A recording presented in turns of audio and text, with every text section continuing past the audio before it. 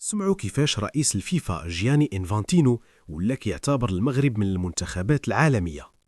رئيس الفيفا قال اليوم: لقد أظهر المغرب أنه ينتمي إلى صفوف الدول العظمى في كرة القدم العالمية. بعد فوزه بكأس العالم تحت 20 سنة في تشيلي ووصوله إلى نصف نهائي كأس العالم الأخيرة، تطور المنتخب المغربي ليصبح قادراً على المنافسة مع الأفضل على الإطلاق.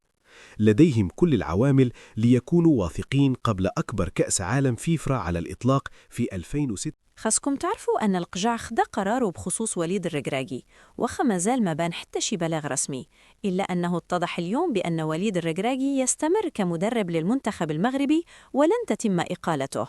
آخر التقارير قالت بأن الركراكي غيدير جولة أوروبية وخليجية لمشاهدة مجموعة من لاعبي المنتخب، وهذا المعطى تيزيد يأكد أن الركراكي غيستمر مع المنتخب المغربي. سمعوا شنو قال النجم المغربي أشرف حكيمي على فيضانات القصر الكبير. أشرف نشر هاد ستوري في انستغرام وقال فيه: كل الدعم لجميع الأشخاص المتضررين من الفيضانات التي تضرب القصر الكبير والمناطق المجاورة. قلوبنا معهم في هذه الأوقات الصعبة.